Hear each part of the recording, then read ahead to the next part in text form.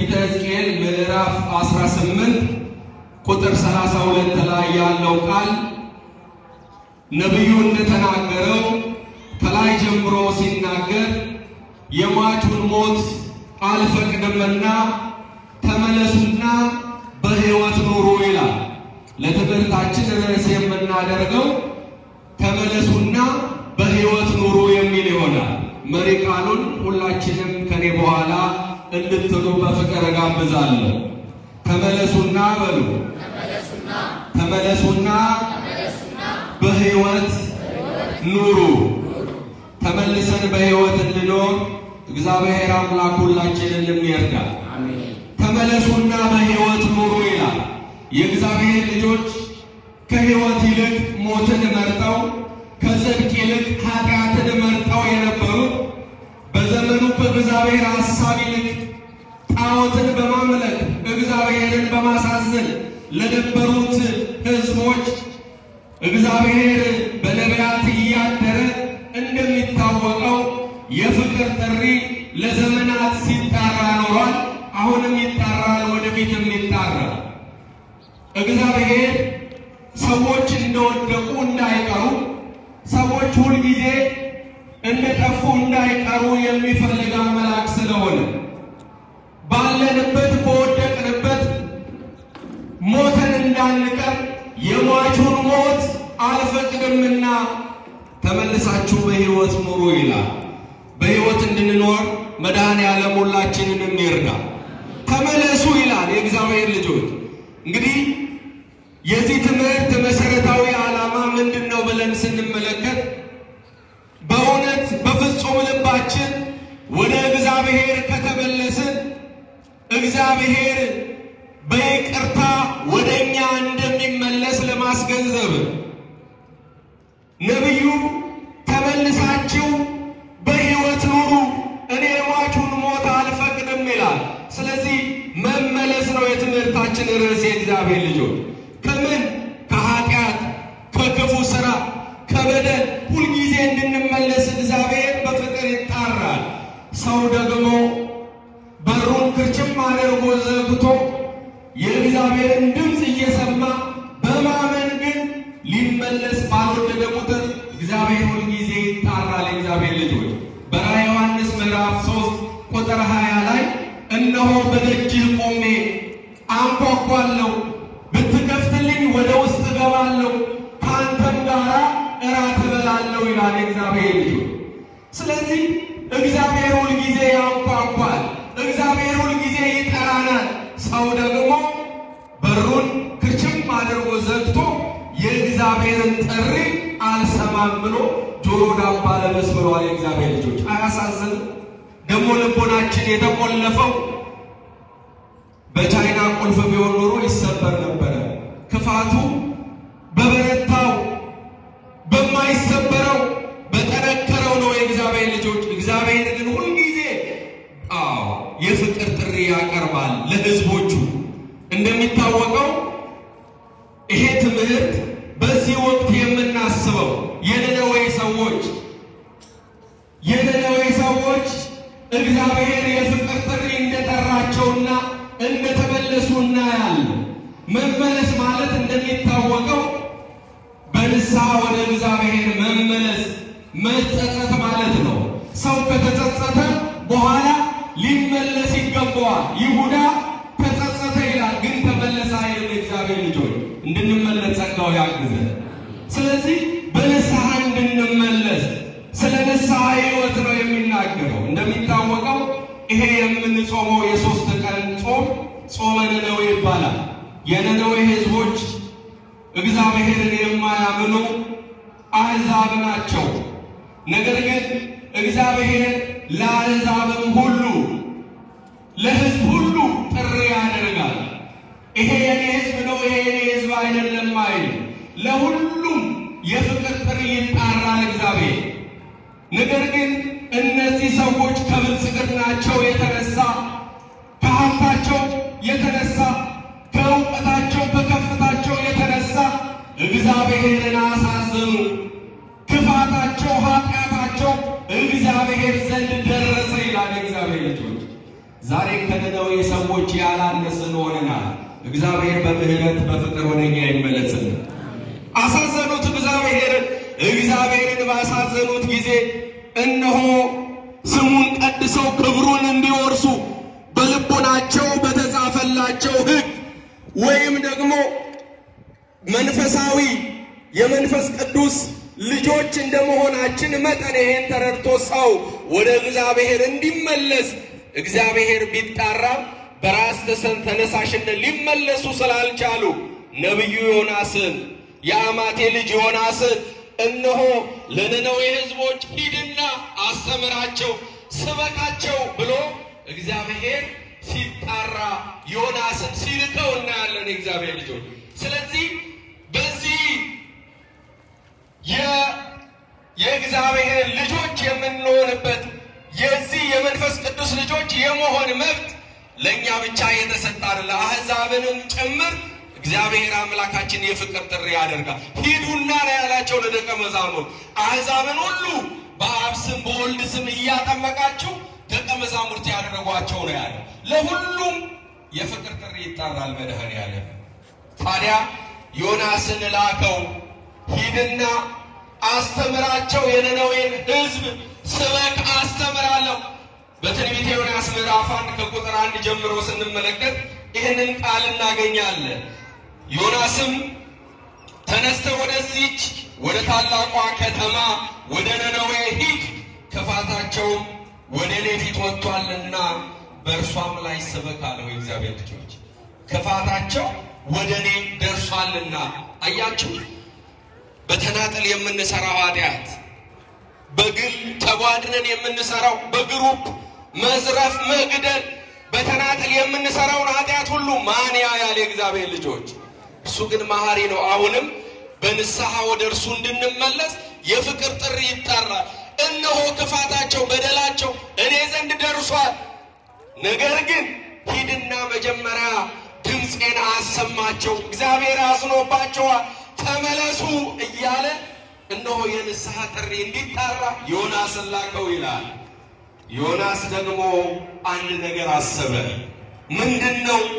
እግዚአብሔር አንተ መሐሪ ነህ፣ ምሕረት የበዛ ቁጣ የዘገየነ፣ እኔ ሄጄ ትጠፋላችሁ፣ ተመልሳችሁ በሕይወት ኑሩ፣ የሟቹን ሞት አልፈቅድም ይላል እግዚአብሔር። ስለዚህ በደላችሁ ቅድመ እግዚአብሔር ደርሷል ብዬ ብናገር አንተ መሐሪ ስለሆን ይቅር ብትላቸው፣ መሐሪ ስለሆን ብትመራቸው እኔ ሐሰተኛ ነብይ ይባላለሁ አለ እግዚአብሔር ልጆች። ዮናስ ማለት የዋህ ሰባኪ ማለት ነው ብለው የቤተ ክርስቲያናችን ሊቃውንት ኪዳነ ወልድ ክፍሌ በመዝገበ ቃላት ይሄንን ትርጉም ሰጥተውታል። ዮናስ ማለት የዋህ ነው። በየዋህነቱ አስተሳሰቡን ተመልከቱ። አንደኛ ወደ ማያምኑት ወደ አሕዛብ እንዴት ይልከኛል? እኔ ደካማ ታናሽ ብላቴና እኔ ሄጄ ብናገራቸው ከሀብታቸው የተነሳ ይልቁኛል፣ አይሰሙኝም ብሎ አሰበና እነሆ ወደ ኢዮጴ ወረደ ይላል እግዚአብሔር ልጆች። በዚያም ወደ ተርሴስ የምትሄድ መርከብ አገኘና በዚያ ከፍሎ ተሳፈረ ይላል። ምን ብሎ? ከፍሎ። እንግዲህ መሳፈር በነፃ አይደለም የእግዚአብሔር ልጆች፣ ዋጋ ከፍሎ ነው። እነሆ እንግዲህ እንደሚታወቀው እግዚአብሔር ሲልከው እግዚአብሔር የሌለበት ቦታ ያለ መስሎት ሊሸሽ አሰበ ይላል የእግዚአብሔር ልጆች። አንዳንድ ጊዜ እኛ ካለንበት ከምንኖርበት ስፍራ ሰው ወደማያየን ቦታ ስንሄድ እግዚአብሔርም የማያየን ይመስለናል። ነገር ግን እንኳን ከእግዚአብሔር ከሰው መደበቅ ይችላል እንዴ? ሰው የእግዚአብሔር ልጆች አይችልም። እግዚአብሔር ግን ሁሉን የሚመረምር ነው። ልበ አምላክ ቅዱስ ዳዊት እንደተናገረ እግዚአብሔር ልብንና ኩላሊትን መርምሮ የሚያውቅ አባት ነው። ሰይጣን እነሆ ከአንደበታችን የወጣውን ነው የሚያውቀው የሚመለከተው። እግዚአብሔር ግን በልቦናችን ያሰብነውን ያውቃል። እርሱ ያውቃል። የእግዚአብሔር ልጆች አንዳንድ ጊዜ በሕይወታችን ከሚገጥመን ፈተና አንጻር ምነው እግዚአብሔር ዝም አለ እንላለን። የእግዚአብሔር ልጆች ወደ ቤተ እግዚአብሔር ሄደን ጸበል ለመጠመቅ ስንመጣ የጸበሉ ስፍራ ብዙ በሽተኞች ስንመለከት ተስፋ ቆርጠን እንመለስ እንላለን የእግዚአብሔር ልጆች። እርሱ ያያል አምላካችን፣ እርሱ ይመለከታል የእግዚአብሔር ልጆች። በፍጹም ልባችን እንመለስ እንጂ እግዚአብሔር ያያል። ዮናስ ዋጋ ከፍሎ በመርከቧ ተሳፈረ ይላል። የእግዚአብሔር ልጆች ኃጢአት ዋጋ ያስከፍላል።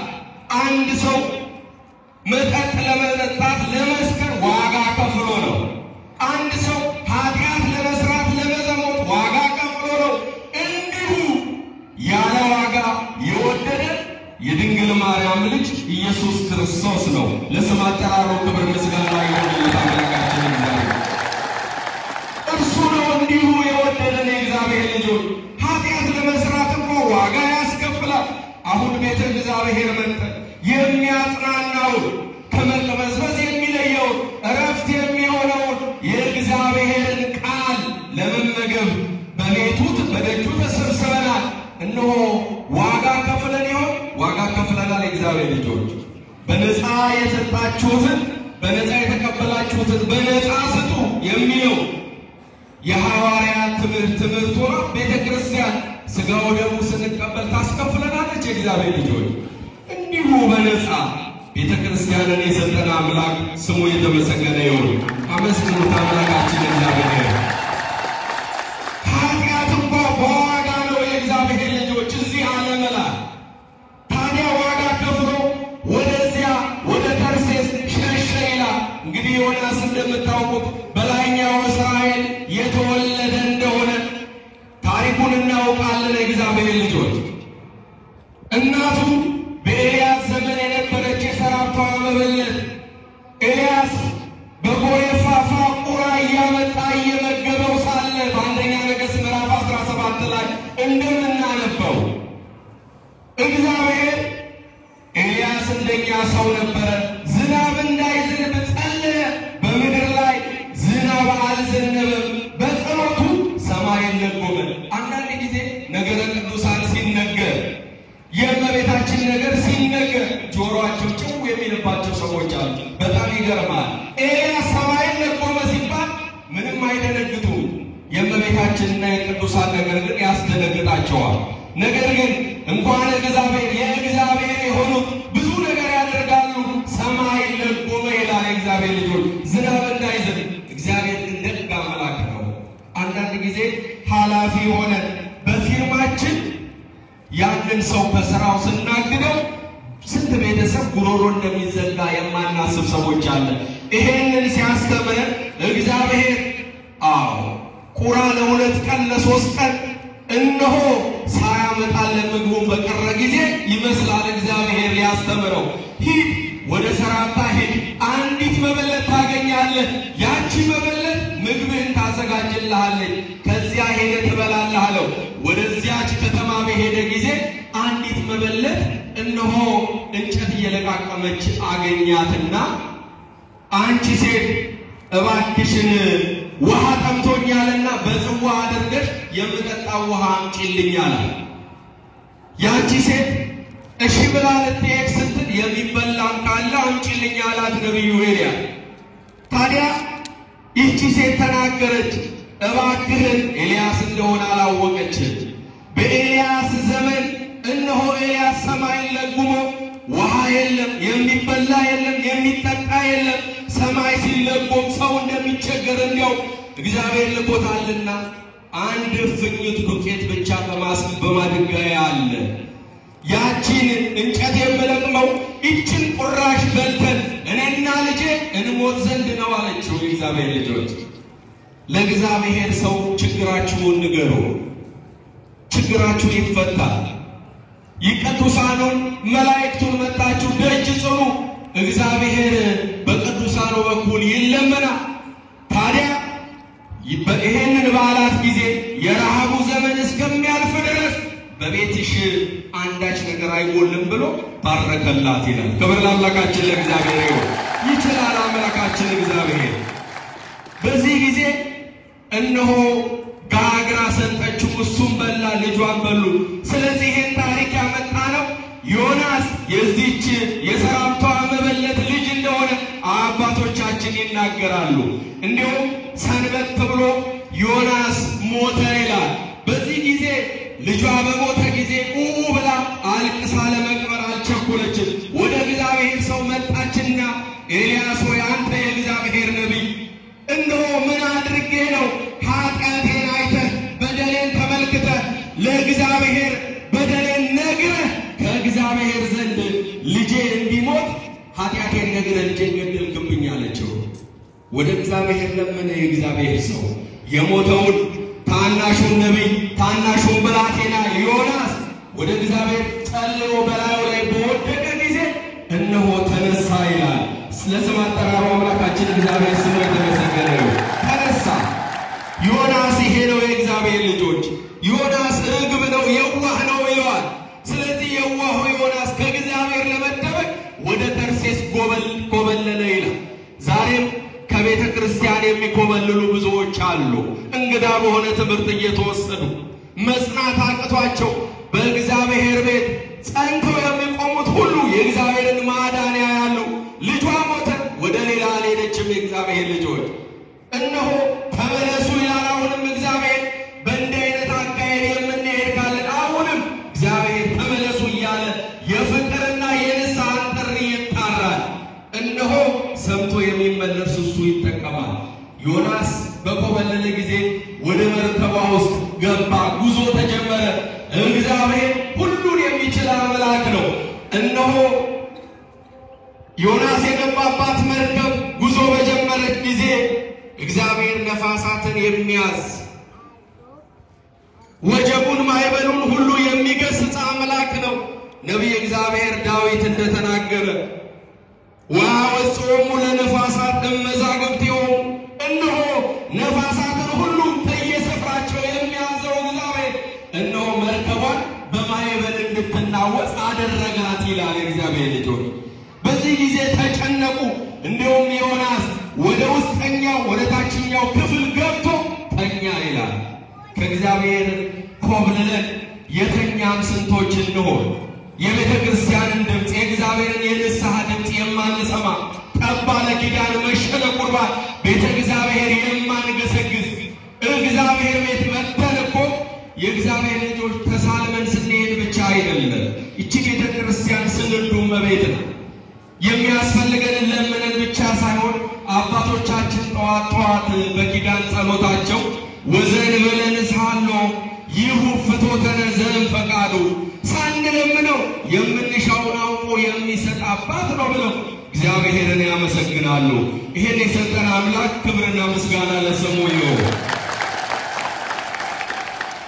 ስለዚህ ወደ እግዚአብሔር ቤት መገስገስ ያስፈልጋል። ዮናስ ይህንን ሰርቶ ተኝቷል።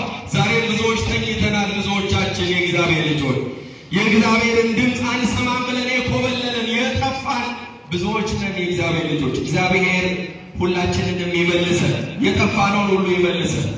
ታዲያ ማዕበሉ በጣም በተናወጸ ጊዜ የመርከቡ መሪ እነሆ ምን እናድርግ ከብዶት ሊሆን ይችላል፣ መርከቡ እንዳይዋጥ ምን እናድርግ ተባባሉ ይላል።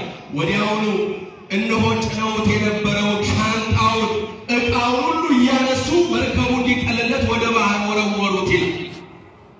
ይሄም ሆኖ አልሆነም።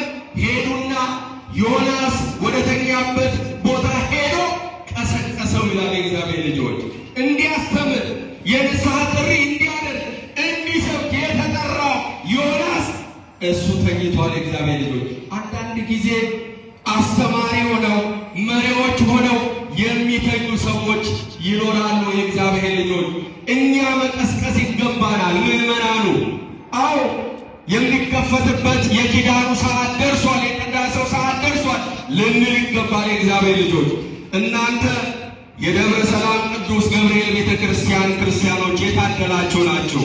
ምክንያቱም ክቡር አባታችን መላከ ሰላም በመካከላችሁ ቁጭ ብለው ሁል ጊዜ የሚያነቋችሁ ቃለ ምዕዳን የሚሰጧችሁ ምን ተማሩ ልጆቼ ብለው የሚከታተሉ ደግ ታላቅ አባት ናቸው። እሳቸውን የሰጠን እግዚአብሔር ስሙ የተመሰገነ ይሁን። እግዚአብሔርን አመስግኑ። ዮናስን ቀሰቀሱት። እነሆ ሊቀሰቅስ ሊያነቃ የሚገባው ሊያስተምር የሚገባው ተኝቷል። እነዚህ እኮ የመርከቦቹ መሪዎች ሹፌሮች መርከቧን የሚሰውሯት እኮ አሕዛብ ናቸው፣ የማያምኑ ናቸው። ግን እነርሱ ነቅተው ዮናስ ተኛ፣ ሄዱና ዮናስን ከተኛበት ቀሰቀሱት ይላል። ተነሳ ተነሳ፣ እነሆ ያስበን እንደሆነ ተነስና አምላክ እግዚአብሔርን ጥራ፣ ወደ እርሱ ጩኽ አሉት ይላል። እግዚአብሔር ልጆች ወደ ማን ጩኽ? ወደ አምላካችን አላሉ። እነርሱ ሌላ ነው ያመልኩት፣ ግን ወደ አምላክ ወደ እግዚአብሔር ጩኽ፣ ወደምታመልከው አምላክ ጩኽ፣ እርሱ ያስበን እንደሆነ ብለው አሉት ይላል። እግዚአብሔር ልጆች ልበ አምላክ ቅዱስ ዳዊት ዝንቱ ነዳይ ጸራ ወእግዚአብሔር ሰሞ ወእምኩሉ ምንዳቤው፣ እነሆ ችግረኛ ጮኸ አለ። ችግረኛ ምን አለ? እግዚአብሔር ምን አለው? እግዚአብሔር ሁላቸውንም ይስማቸው። ወደ እግዚአብሔር ለመነ፣ ወደ እግዚአብሔር ጩኽ ብለው አሉት። እነሆ ይሄ ፈተና ከኛ መካከል በማናችን ምክንያት ይሆን ይሄ የሆነው ብለው እርስ በራሳቸው ይከራከሩ ጀመር። ታዲያ ከነርሱ መካከል ዕጣ እንጣል እናውድቅና ከኛ መካከል በማን ምክንያት በማን ኃጢአት ይሄ ፈተና እንደመጣብን እንወቃሉና ዕጣ ሲጣጣሉ በዮናስ ላይ ወደቀ። አንተ ከየት ነው የመጣኸው? ስራስ ምንድን ነው ብለው ጠየቁት። እነሆ እኔ ዕብራዊ ነኝ አለ።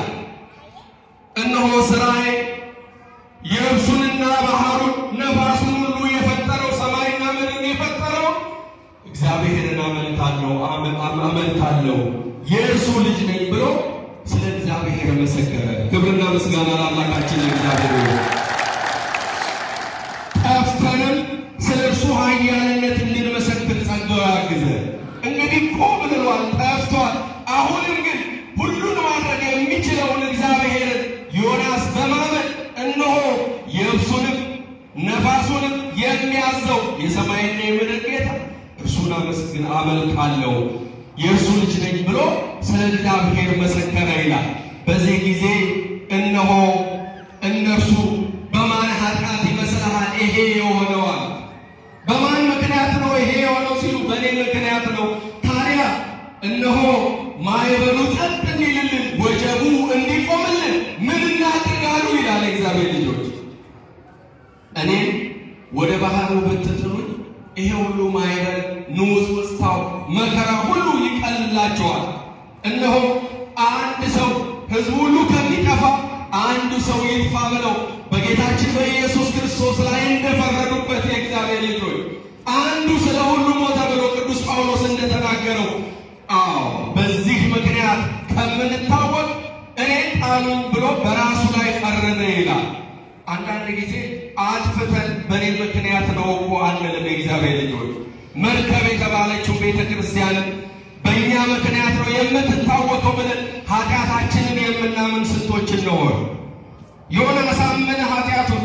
በእኔ ምክንያት ነው ይሄ የደረሰባችሁ፣ በእኔ ምክንያት ነው ይሄ የሆነባችሁ አለ። ወዲያውኑ ይሄንን ኃጢአት ያደረገው ይሄ ሁሉ የሆነብን እርሱ ከሆነማ ከእግዚአብሔር ኮብልዬ ነው ከእርሱ ስለጠፋው ነው ብሎ ባላቸው ጊዜ ፈሩ ይላል እንጂ በሱ ምክንያትማ ከሆነ በቃ እንገላገለው ባይበለው ጸጥ ተበል እኛም እንደው እረፍት እናገኝ ይሄንን ሰውዬ ወደ ባህሩ ጣለው አላለው። የእግዚአብሔር ልጆች ክርስቲያን ለመፍረድ መቸኮል የለበትም። በሱ ምክንያት ከሆነ እርሱን በቃ ደምድመን እናባረው ማለት የለብንም። የእግዚአብሔር ልጆች ይሄንን ሲያደርጉ ምናየው ሌላ መፍትሄ የፈለጉ ቶሎ ብለው ወደ ሐይቁ እየቀዘፉ ተጓዙ። ነገር ግን ሊሆን አልቻለም። የእግዚአብሔር ልጆች በኋላ ዮናስን አንስተው ወደ ውሃው ወደ ባህሩ ወረወሩት ይላል። የእግዚአብሔር ልጆች በዚህ ጊዜ እነሆ ማዕበሉ ሁሉ ቀጥ አለ፣ ጸጥ አለ ይላል። እሰይ ተመስገን አላሉም። እነርሱ ግን ምን አሉ? እነሆ ፈሩ ይላል። ፈሩ፣ ወደ እግዚአብሔር ተመለሱ ይላል። የእግዚአብሔር ልጆች ወደ ማን ተመለሱ? ርዕሳችን ወደ እግዚአብሔር ተመለሱ የሚል ነው አይደል? የሟቹን ሞት አልፈቅድምና ተመለሱና በሕይወት ኑሩ። መመለስ ነው የእግዚአብሔር ልጆች እንድንመለስ ነው። ስለዚህ እነርሱ ፈሩ፣ ወደ እግዚአብሔር ተመለሱ፣ አመኑ። የሚችለው የሕይወት ማዕበል ሲነሳ ጸጥ ማድረግ የሚችለው እግዚአብሔር እንደሆነ አመኑ ይላል። ፈሩ ይላል እግዚአብሔር ልጆች። እግዚአብሔርን ለማመን መፍራት ያስፈልጋል። ከዛ ደግሞ ቃሉን መስማት ያስፈልጋል። ቃሉን ከሰሙ በኋላ ደግሞ እነሆ በፍጹም ልብ ወደ እግዚአብሔር መመለስ ያስፈልጋል። እንድንመለስ እግዚአብሔር ሁላችንን ይርዳን። እግዚአብሔር ስንት ጊዜ ተጣራ የእግዚአብሔር ልጆች፣ እኛ ግን አንመለስም ብለን ስንት ጊዜ ልባችንን አደነደንን። ዛሬም እግዚአብሔር የፍቅር ጥሪ ይጣራል። ንስሐ ግቡ ይላል። ወደ አባቶቻችን ወደ ካህናት ቀርበን ኃጢአታችንን በመናዘዝ ንስሐ ልንገባ ያስፈልጋል። ስለ ጾም ስንሰማ እንደሰማን መጾም ያስፈልጋል።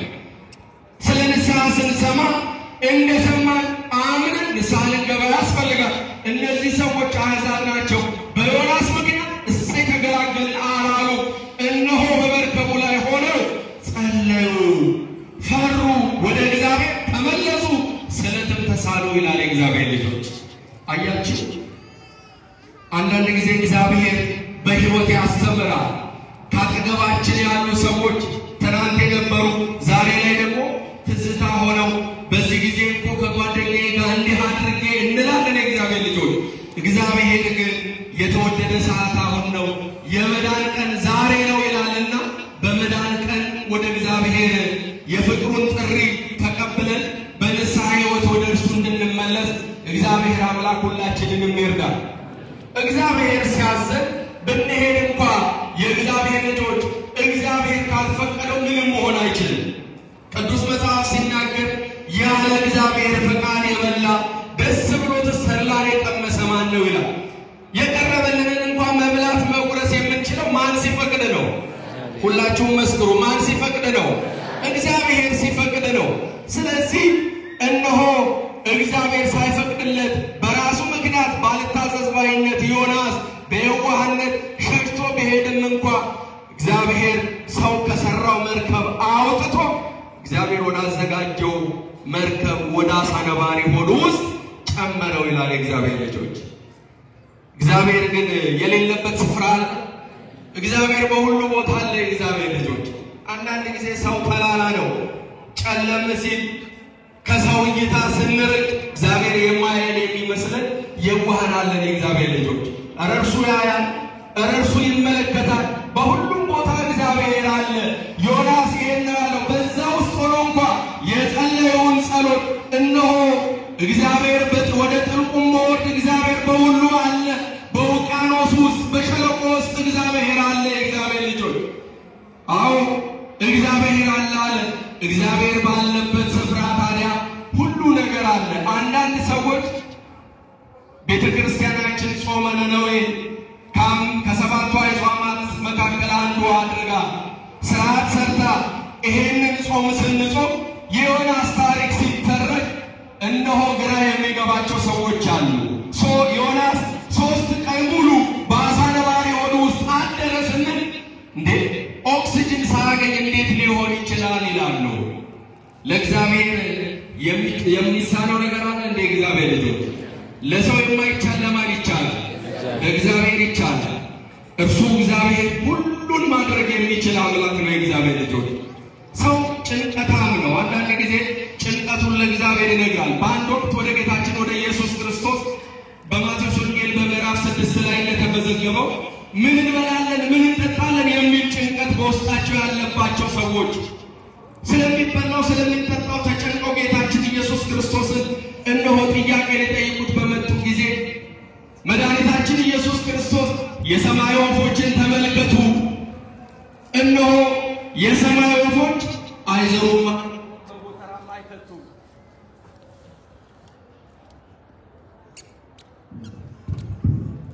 በጎተራም አይከቱም፣ ነገር ግን የሰማይ አምላክ ይመግባቸዋል እና የሰማይ ወፍ ያረሳው እኔ እናንተንማ እንዴት ረሳቸዋለሁ ይላል። አሁን እስቲ እግዚአብሔር የኑሮ ውድነቱን ለማብራራት እኛ ብዙ ነን የእግዚአብሔር ልጆች፣ አንድ ሰው ይበቃል።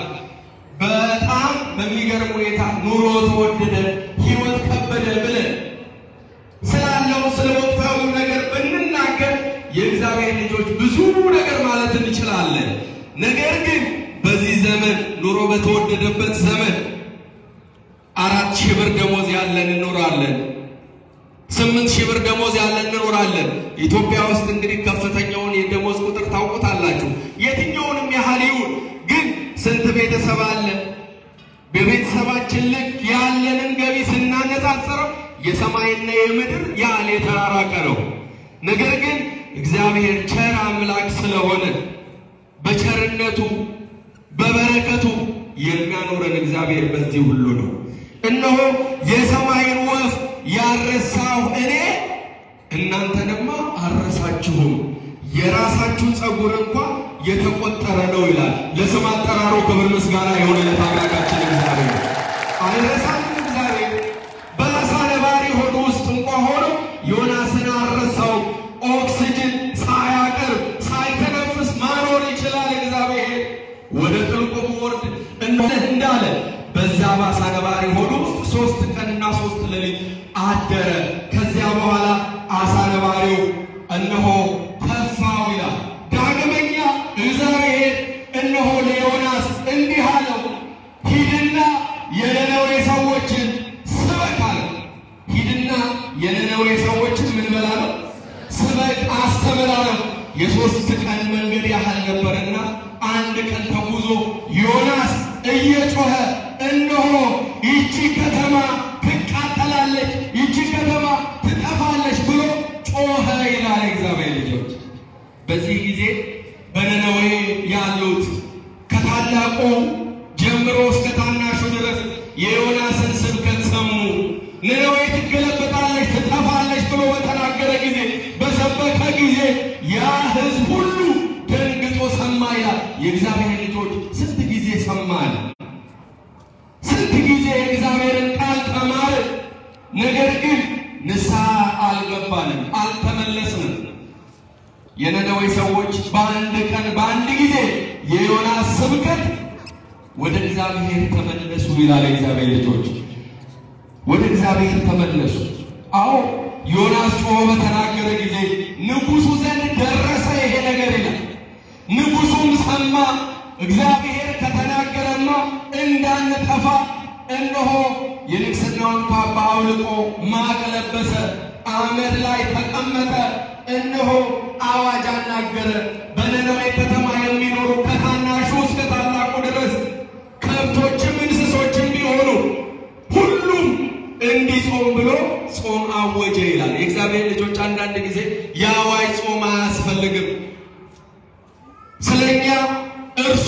ጾሞልናል እርሱ ሞቶልናል የሚሉ የዋሃን አሉ እንግዲህ የአዋጅ ጾም አስፈላጊነቱን ከምናይበት የመጽሐፍ ቅዱስ ክፍል አንዱ ይሄ ስለዚህ ወደ እግዚአብሔር እንዲመለሱ ሁሉም ከታናሹ ጀምሮ ከብቶቹ ሁሉ ሳይቀሩ ጾምን ታወጀና ሁሉም በአንድ ልብ ሆነው ወደ እግዚአብሔር ጸለዩ የእግዚአብሔር ልጆች አገራችን ኢትዮጵያ እንደምናየው ጦርነቱ አለ ረሃቡ አለ በሽታው አለ መለያየቱ አለ ነገር ግን እግዚአብሔር በዚህ ሁሉ ነገር ውስጥ ልበ አምላክ ቅዱስ ዳዊት አይለፍከነ ማእከለ እሳት ወማይ ወአውፅአከነ ውስተ ዕረፍት እነሆ በእሳትና በውሃ መካከል አሳለፍከን ወደ ዕረፍትም አወጣህን እንዳለ እግዚአብሔር እነሆ ኮሮና መጣ ተብሎ ትንቢት ሲነገር ቁጭ ብለው በአንድ ላይ በአደባባይ የእግዚአብሔርን ቃል የሚሰሙት ያልቃሉ ተብለው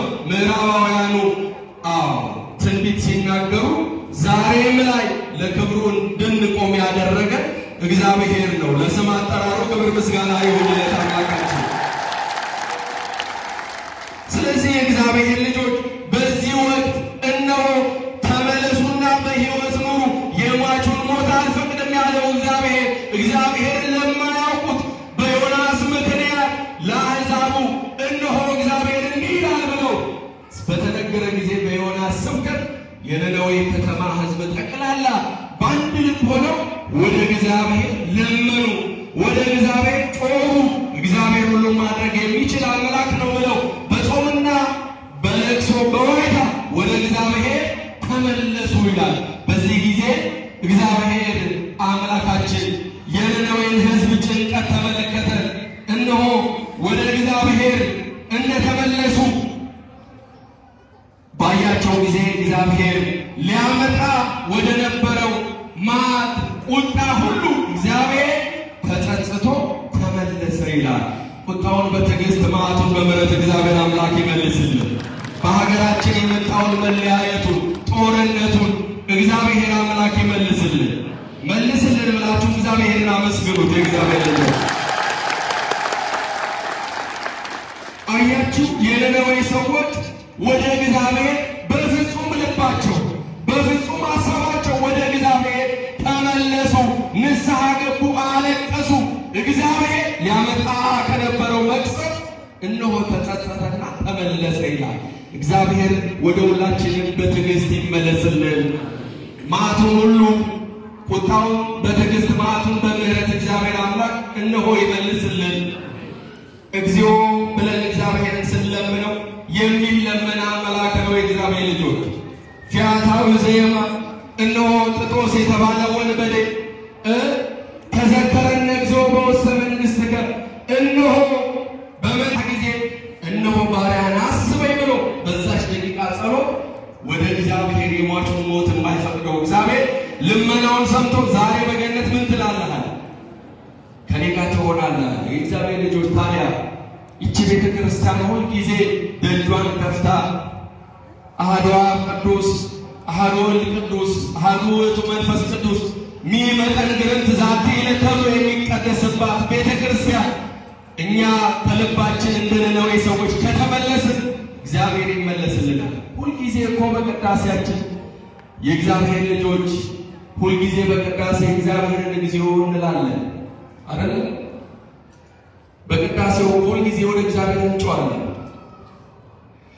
ተዘከረ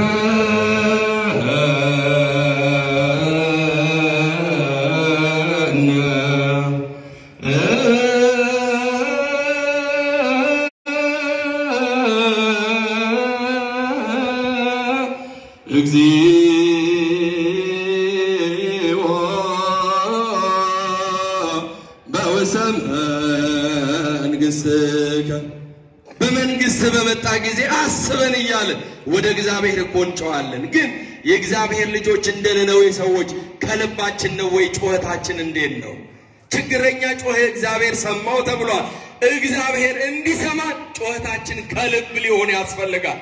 በነቢዩ በኢዩኤል አድሮ ሲናገር መድኃኒታችን እነሆ በትንቢተ ኢዩኤል ምዕራፍ 2 ቁጥር 12 ላይ በለቅሶና በዋይታ ወደ እኔ ተመለሱ አለ። እግዚአብሔር ልጆች ወደማ ወደ እኔ ተመለሱ፣ እነሆ ልብሳችሁን ሳይሆን ልባችሁን ቅደዱ አለ። እግዚአብሔር ልጆች የነነዌ ሰዎች ወደ እግዚአብሔር ተመለሱ፣ ልብሳቸውን ሳይሆን ልባቸውን ቀደዱ። እግዚአብሔር ልመናቸውን ሰማቸው። የኛንም ልመና መድኃኔዓለም ኢየሱስ ክርስቶስ ይስማን። እነሆ የሟቹን ሞት አልፈቅድምና ተመልሳችሁ በሕይወት ኑሩ ይላል እግዚአብሔር ልጆች። ታዲያ በዚህ ትምህርት መሰረት የእግዚአብሔር ልጆች መጀመሪያ በዮናስ ስብከት የነነዌ ሰዎች ተመለሱ። በምን ምክንያት? በንስሐ ምክንያት። ዛሬም እግዚአብሔር በንስሐ እንድንመለስ የፍቅር ጥሪ ይጣራል። ብዙ ጊዜ ተማርን፣ ብዙ ጊዜ ሰማን። አሁን የሚያስፈልገው ወደ እኔ ተመለሱ እና በሕይወት ኑሩ። አሁን ያለንበት መንገድ የእግዚአብሔር ልጆች ራሳችንን መፈተሽ ያስፈልጋል። በቃሉ መስታወትነት ሕይወታችንን ተመልክተን እነሆ ለንስሐ አባቶቻችን በጣም ይገርማል። የነነዌ ሰዎች እኮ የዮናስን ስብከት ሲሰሙ እስቲ አንድ ላይ ሆነን እንንከርና የአዋጅ ጾም እንጾም አላሉም። የእግዚአብሔር ልጆች ወዲያውኑ ተመለሱ ነው የሚለው። እኛም የመዳን ቀን ዛሬ ነው፣ የተወደደ ሰዓት አሁን ነውና ወደ እግዚአብሔር በንስሐ እንድንመለስ ጸጋው ሁላችንን እንዲያግዘን። ከነነዌ ሰዎች ታሪክ ታዲያ ምን እንማራለን የሚሉ አንድ ሁለት ሶስት ነጥቦች እንመለከትና ትምህርታችንን እንቋጫለን። እግዚአብሔር ከሁላችንም ጋር ይሁን። ከነነዌ ሰዎች ታሪክ ምን እንማራለን ስንል የመጀመሪያው የነነዌ ሰዎች የእግዚአብሔርን ቃል መስማትና ለመፈጸም መነሳት ያስፈልጋል። በዚህ በዮሐንስ ወንጌል ምዕራፍ 3 ቁጥር በትንቢተ ዮናስ ምዕራፍ 3 ቁጥር 4 ላይ ዮናስም የአንድ ቀን መንገድ ተጉዞ ከተማው ጋር መግባት ሲጀምር ገና እየጮኸ በ3 ቀን ውስጥ ነነዌ ትገለበጣለች ብሎ ጮኸ። አሁን እንግዲህ የእግዚአብሔርን ቃል መስማትና ለመፈጸም መነሳት ነው የሚያስፈልገን። ከነነዌ ሰዎች የምንማረው የዮናስን ቃል ሲሰሙ የእግዚአብሔር ልጆች ዛሬ የንስሐ አባታችሁን ድምጽ ትሰማላችሁ ወይ? አባታችን እንዲህ ብለዋል ብላችሁ የንስሐ አባታችሁን ድምጽ ታከብራላችሁ ወይ? የመምህራኑን የአባቶቻችንን ቃል እናከብራለን ወይ? አክብረንስ ንስሐ ለመግባት ለመመለስ እናስባለን ወይ? የእግዚአብሔር ልጆች ዮናስ በተናገረ ጊዜ ግን የነነዌ ሕዝብ ሁሉ ተመለሱ ይላል የእግዚአብሔር ልጆች። ነብዩ ኤርምያስ በሚያሳዝን ቃል እነሆ የኢየሩሳሌም ቅጥሮችን ለማቃጠል ጠላት መነሳቱን በገለጠ ጊዜ እንዳልሰሙት ሲናገር በትንቢተ ኤርምያስ ምዕራፍ 6 ቁጥር 10 ላይ እንዲህ ይላል፣ ይሰሙኝ ዘንድ ለማን እናገራለሁ? ለማንስ አስጠነቅቃለሁ? እነሆ ጆሮአቸውን ያልተገረዘች ናት፣ ለመስማት አይችሉም። እነሆ የእግዚአብሔርን ቃል የስድብ ቃል ሆኖባቸዋል ይላል። ያሳዝናል። የእግዚአብሔር ልጆች ጆሮ ይገረዛል እንዴ?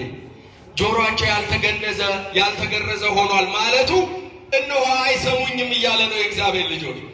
ስለዚህ ከነነዌ ሰዎች ግን የምንማረው የእግዚአብሔርን ቃል የሚናገሩንን ሰምተን መፈጸም ነው። ሐዋርያውም ለዚህ ነው የእግዚአብሔርን ቃል የተናገሯችሁን ዋኖቻችሁን አስቡ፣ የእምነታቸውንም ፍሬ እየተመለከታችሁ በምን ምሰሏቸው?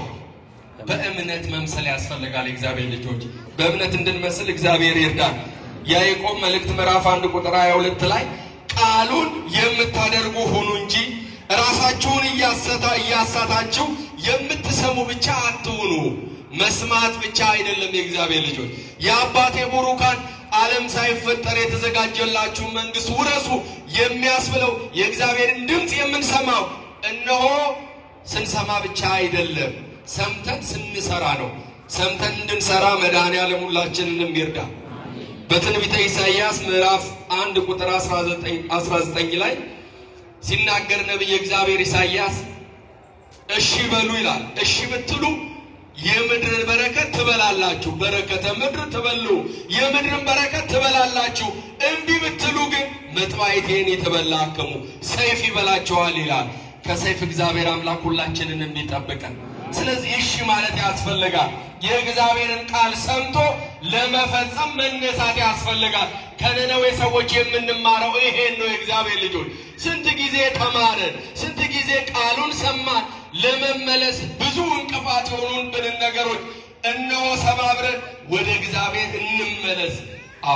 በሕይወታችን የሚመጣውን ፈተና ሁሉ እግዚአብሔር ሊያስመልጠን ይችላል። እግዚአብሔር መቅሰፍት ሲመጣ የእግዚአብሔር ልጆች በዚህ መቅሰፍት የተወሰዱ ብዙ ወገኖቻችን አሉ። እግዚአብሔር እነሱ ኃጢአተኛ ስለሆኑ እኛ ጻድቃን ስለሆንን አይደለም የእግዚአብሔር ልጆች። ስለዚህ እግዚአብሔር በቃሉ ሲናገርን እነሆ የተላቁትን የሚያስተምሩትን መምህራኑን አባቶቻችንን ሰምተን እንደ ነነዌ ሰዎች እንድንመለስ እግዚአብሔር አምላክ ሁላችንንም ይርዳል። በዕብራውያን መልእክት ምዕራፍ 3 ቁጥር 8 ላይ ቅዱስ ጳውሎስ ሲናገር ዛሬ ድምጹን ብትሰሙ አባቶቻቸው እኔን የፈተኑበትን የመረመሩበትን 40 ዓመት ሥራዬን ያዩበትን በምድረ በዳ በፈተና ቀን እነሆ በማስመረር እንደሆነ ልባችሁን እልከኛ አታድርጉ ይላል። ምን አታድርጉ? እልከኞች እኮ ነን እኛ የእግዚአብሔር ልጆች። አንዳንድ ጊዜ እግዚአብሔር ቤት እየመጣን ነጭ ለብሰን ንስሐ አባት አለን እያልን ማህተብ አስረን ቤተ እግዚአብሔር እየተመላለስን ከጎረቤትሽ ጋር በቃ ይቅር ለእግዚአብሔር ተባባሉ ስንባል ምን እንላለን? እኔ እኮ ይቅር ብያታለሁ፣ ቂም አላስኩባትም፣ ግን ይቅር ብዬሻለሁ ብዬ ከአንደበቴ ቃሉን ለማውጣት ሆዴም ቢያለኝ እንላለን። ሆዳችን ስንበላበት ብቻ ነው እንደሚታዘዘው፣ ይቅር ስንልበትስ የእግዚአብሔር ልጆች። ስለዚህ ቃሉን ሰምተን ለማድረግ መነሳት ነው። ከነነዌ ሰዎች የምንማረው ይሄን ነው። እነርሱ በ3 ቀን ጾምና ጸሎት እግዚአብሔር የመጣባቸውን መዓት ሁሉ መልሶላቸዋል። ስለዚህ ዛሬም በአገራችን ያለው እንዲመለስ ከአንድ ሰው እነሆ ኃጢአት በአንድ ሰው ምክንያት ወደ ዓለም ገባ ይላል። በአንዱ በመድኃኒታችን በኢየሱስ ክርስቶስ ደግሞ ሕይወት ሆነ ይላል። ለስም አጠራሩ ክብር ምስጋና ይሁን አምላካችን እግዚአብሔር። ስለዚህ ይሄንን አምነን ንስሐ ገብተን እንድንሄድ እንጂ አምነን ብቻ እንድንቀር እግዚአብሔር አይወድምና ይሄን እንድናደርግ መድኃኔዓለም ይርዳል። ሁለተኛው ከነነዌ ሰዎች ምን እንማራለን ስንል የእግዚአብሔር ሰዎች አክብረን መቀበልን እንማራለን። የእግዚአብሔር ሰዎች የተናገሩንን የእግዚአብሔርን ቃል የሚናገሩትን ቃላቸውን ሰምተን መመለስ። የእግዚአብሔር ሰው ዮናስ ጮሆ ተናገረ ነው የሚለው። የእግዚአብሔር ልጆች ርዕስም አልነበረውም እነሆ ለመስበክ ጮሆ ተናገረ። ነነዌ በ3 ቀን ውስጥ ትገለበጣለች ብሎ በተናገረ ጊዜ ቃሉን ሰሙት ይላል። ስለዚህ የእግዚአብሔርን ሰዎች አክብረን መቀበል ከእግዚአብሔር የተላኩ ናቸው ማለት ያስፈልጋል። መድኃኒታችን ኢየሱስ ክርስቶስ በሥጋ ማርያም ተገልጦ እዚህ ዓለም ላይ ሲመላለስ እኮ እነሆ አጋንንትን ሲያወጣ አዩ፣ ተመለከቱ።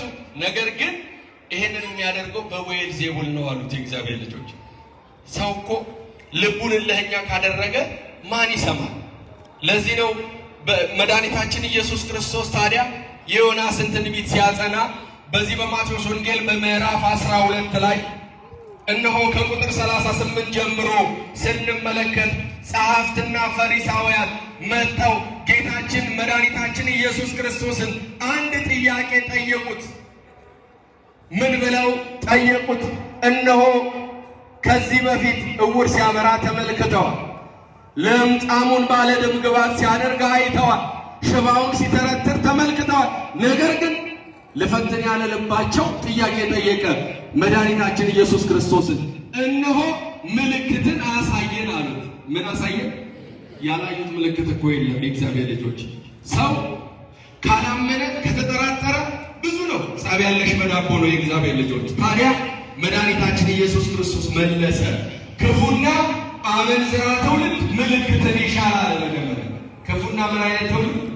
አመንዝራ ትውልድ።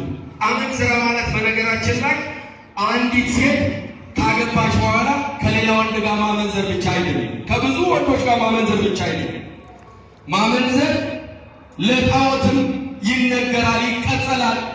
ምክንያቱም መድኃኒታችን ኢየሱስ ክርስቶስ አስቀድሞ በነቢያቱ በኤርምያስም ሲናገር እስራኤልን እነሆ ገለሞተች፣ በየዛፉ ስር ገልሙታለች እያለ በየዛፉ ስር ያለውን ጣዖት አምልኮ መድኃኒታችን ገልጦ ተናግሯል። ስለዚህ ምልክትን የሚሻ ትውልድ አመንዝራ ነው አለ። የእግዚአብሔር ልጆች አንዳንድ ጊዜ አመንዝራነት ጠባይ ነው። ይሄ የአመንዝራነት ጠባይ ምንድን ነው? ሁሉም ወንዶች አንድ አይነት ናቸው፣ ግን ከብዙ ወንዶች ጋር መተኛትን ትፈልጋለች። ምን አይነት ሴት? አመንዝራ ሴት። አመንዝራ ወንድም ያለው ግብሩ አንድ ሆኖ ሳለ ከብዙ ሴቶች ጋር መተኛትን ይወዳል። ጣዖት አምልኮ አመንዝራነት ነው። በእግዚአብሔር ላይ ውሽማ ልታበጁ ታስባላችሁን? ይላል ቅዱስ ጳውሎስ። በእግዚአብሔር ላይ ውሽማ ብናበጅ እግዚአብሔር እኛን ይቀጣናል ይላል። አይችልም እንዴ? እግዚአብሔር ባንዴ እኮ ሊያጠፋን ይችላል። እሱ ግን መሐሪ ስለሆነ ነው፣ ይቅር ባይ ስለሆነ ነው። የእግዚአብሔር ልጆች እርሱ ኃጢአትን ቢጠባበቅ በደጁ በቤቱ የሚቆም ማንም አልነበረም። እሱ ይቅር ባይ ስለሆነ ነው። ታዲያ ጣዖት አምልኮት ግልሙትና ይባላል። ምልክትን የሚሻ ሰው ጋለሞታነት ነው ካለ በኋላ በጣም የሚገርመው እነሆ የነነዌ ሰዎች አለ በፍርድ ቀን ይነሱና በዚህ ሕዝብ ላይ ይፈርዱበታል። በየትኛው? በእኔና በእናንተ ላይ ካላመንን በማያምኑት ላይ ይፈርዳሉ። የእግዚአብሔር ልጆች ኢየሱስ ክርስቶስ ዳግም ሲመጣ ወደዚህ ዓለም ሲመጣ ፈረንጆቹ እንደሚሉት ሰከንድ ካሚንግ ኦፍ ጂሰስ ክራይስት፣ እነሆ ኢየሱስ ክርስቶስ ወደዚህ ዓለም ሲመጣ እነሆ ንግሥቲቱ በቀኝ ትቆማለች፣ ድንግል ማርያምን ነው። እነሆ መላእክቱ በሰማይ በእግዚአብሔር ፊት እንድትፈርዱ አታውቁምን እንደተባሉት ዋጋቸው ይሄ እንደሆነ እንደተነገራቸው እነሆ ዳግም መድኃኒታችን ኢየሱስ ክርስቶስ ሲመጣ እሳቱ ሲነድ እነሆ በዚያን ቀን የነነዌ ሰዎች እነዚህ ከእግዚአብሔር ሕዝብ ጋር ይሞግታሉ ማለት ነው። ከኛ ጋር ይሞግታሉ። ችሎት አለ ማለት ነው? ችሎት የለም የእግዚአብሔር ልጆች። ነገር ግን ማመናቸውን እያረጋገጠ እየነገረን ነው። ዛሬ እነሆ በዮናስ ምልክት በቀር ሌላ ምልክት አይሰጣቸውም ማለት። የዮናስ ምልክት ምንድነው? 3 ቀን በአሳ ነባሪ ሆድ ውስጥ አደረ። በአሳ ነባሪ ውስጥ 3 ቀን 3 ሌሊት እንዳደረ እነሆ ከዮናስ የሚበልጥ ከዚህ አለ። ከየት አለ? ከቤተ ክርስቲያን አለ። ደስ ይበላቸው፣ እግዚአብሔርን አመስግኑ። ከዮናስ የሚበልጥ ከዚህ አለ። መሰረቷ ጉልላቷ ክርስቶስ የሆነላት ቤተ ክርስቲያን ነገረ ቅዱሳን ከሚሰበክባት የእግዚአብሔር ቃል ከሚነገርባት ቅዱስ ሥጋው ክቡር ደሙ ከሚፈተትባት ከቤተ ክርስቲያን አለ። ለስም አጠራሩ ክብር ምስጋና ይሁን አምላካችን እግዚአብሔር። ከዚህ አለ። ከዮናስ የሚበልጥ ከዚህ አለ። ከሶሎሞን የሚበልጥ ከዚህ አለ። ስለዚህ የነነዌ ሰዎች በፍርድ ቀን እነሆ በዚህ ሕዝብ ላይ ይፈርዳሉ ያላቸው ለምንድን ነው? በዮናስ ስብከት ንስሐ ገብተዋልና። በማን ስብከት? በዮናስ ስብከት ንስሐ ገብተዋልና በዚህ ሕዝብ ላይ ይፈርዱበታል አለ። የእግዚአብሔር ልጆች እንደ ነነዌ ሰዎች አምነን እንግባ። ከዮናስ የሚበልጠው እዚህ አለ። እርሱ ቆሞ እየነገራቸው ነው፣ እያስተማራቸው ነው። ሌላ ምልክት አይሰጣችሁም። የኔን ቃል አምናችሁ ብትሰሙ እነሆ እሞታለሁ፣ በከርሰ መቃብር 3 ቀን 3 ሌሊት አድራለሁ፣ መቃብር ክፈቱልኝ፣ መግነዝ ፍቱልኝ ሳልል እነሆ በስልጣኔ ድል አድርጌ ሞትን እነሳለሁ እያላቸው ነው። ለስም አጠራሩ ክብር ምስጋና ይሆናል። እነሳለሁ የሞቱን የሕይወቱን የትንሣኤውን ነገር እየነገራቸው እነርሱ ግን አላመኑም፣ አልተቀበሉም ይላል። የእግዚአብሔር ልጆች አምነን ወደ እግዚአብሔር እንድንመለስ እግዚአብሔር አምላካችን ሁላችንንም ይርዳል። እንግዲህ ታላቁ አብዩ ጾማችን እየመጣ ስለሆነ በዚህ በጾማችን ንስሐ ገብተን ባለፈው ዘመን ላይ ከእግዚአብሔር ጋር ተጣብቆ መኖርን በሕይወት መምረጥ ይሻላል። የእግዚአብሔር ልጆች እነ ቅዱስ ጳውሎስ ይሄንን ዓለም ክርስቶስ ስላደረጉት እነሆ ናፍቀው ወደ ክርስቶስ ሄደዋል። እፈርቱሰ እፍልስም ዝንቱ አለ። ከዚህ ዓለም መለየት በእጅጉን እናፍቃለሁ። ለምንድን የናፈቀው ስንል ወአሐሉ ኀበ ክርስቶስ ከክርስቶስ ጋር ለመኖር። የእግዚአብሔር ልጆች ከእግዚአብሔር ጋር ለመኖር ንስሐ መግባት ያስፈልጋል። ከእግዚአብሔር ጋር ለመኖር ንስሐ መግባት ያስፈልጋል። እንደሰሙ እንደተለወጡት እንደሰማን ተለውጠን ንስሐ ገብተን የአባቴ ቡሩካን ዓለም ሳይፈጠር የተዘጋጀላችሁን የእግዚአብሔርን መንግሥት ወርሱ ዘንድ ወደ እኔ ኑ የሚለውን መለኮታዊ ድምፁን እንዲያሰማን እግዚአብሔር አምላክ ቅዱስ ፈቃዱ ይሁንልን። የሟቹን ሞት አልፈቅድምና ተመለሱና በምን ኑሩ? በሕይወት ኑሩ። በሕይወት ኖረን ከእግዚአብሔር ጋር የስሙ ቀዳሾች የክብሩ ወራሾች እንድንሆን እግዚአብሔር አምላክ ሁላችንንም ይርዳል። ከሰዓታችን አንፃር ይበቃናል። ያስተማረን የመከረን የአባቶቻችን አምላክ እግዚአብሔር ስሙ የተመሰገነ ይሁን። ወስብሐት ለእግዚአብሔር። ይቆያል።